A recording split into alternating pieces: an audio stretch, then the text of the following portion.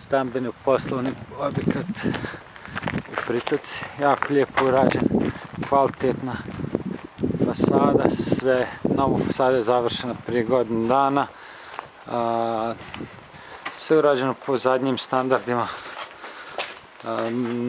Novo je sve unutra, stolarija nova, sve novo. Postoji prostor za kotlovnicu koja se nalazi u prizemlju.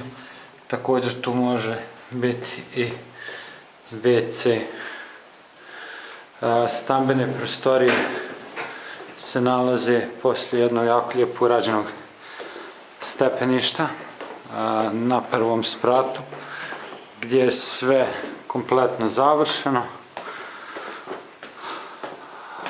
Idemo prvo u spavaću sobu. Pogled, spavaća soba ima izlaz na terasu koja ima fenomenalan pogled i spaja se sa ulazom koji se nalazi za dnevni boravak. Dnevni boravak je prilično velik za jednu četveročlanu, petočlanu čak porodicu. Kuhinja je već napravljena, ugrađena. Kuhinja je spojena zajedno sa dnevnim boravkom, kako to obično radi u zapadnoj Europi. Također iz ovog dnevnog boravka možemo ući i na terasu, još jednu koja ima pogled prema Bihaću, odnosno ima pogled preko čitave doline gdje se nalazi Bihać, sve od Izečića pa do kompletno do Ripačkog klanca, tako da se može pogledati čak i rijeka Una. Dvorište je prilično prostrano, te je mogućnost da se napravi dodatni objekti.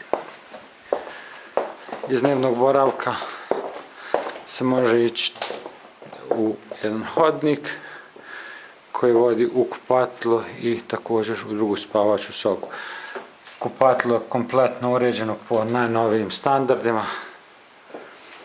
Tuš kabina, kada, sve prvoklasnim materijalima napravljeno, tako da bilo koji kupac koji bude kupovao ovaj objekat neće imati skoro nikakvih ulaganja u ovu kuću. Ovo je druga spavaća soba iz koje imate pogled ka zadnjoj strani kuće, odnosno zadnjem dijelu dvorišta kuće. Tako da bilo koji kupac će biti baš zadovoljan sa kupnjom ovakvog stambenog objekta.